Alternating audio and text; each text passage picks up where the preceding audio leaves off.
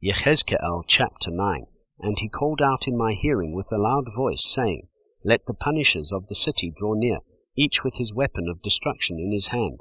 And look, 6 men came from the direction of the upper gate, which faces north, each with his battle axe in his hand. And one man in their midst was clothed with linen, and had a writer's inkhorn at his side. And they came in and stood beside the bronze slaughter place.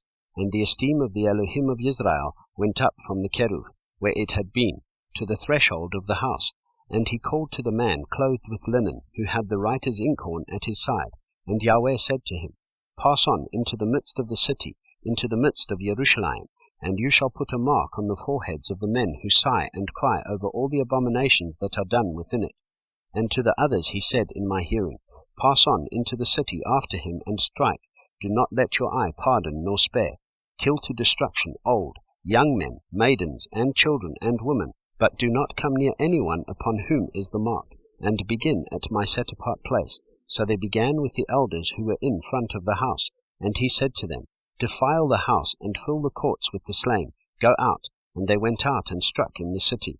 And as they were striking them, it came to be that I alone was left.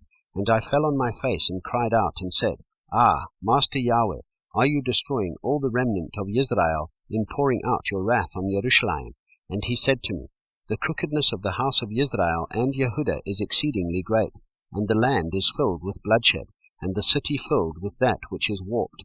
For they say, Yahweh has forsaken the land, and Yahweh is not seeing. But as for me, my eye shall not pardon, nor would I spare. I shall recompense their deeds on their own head.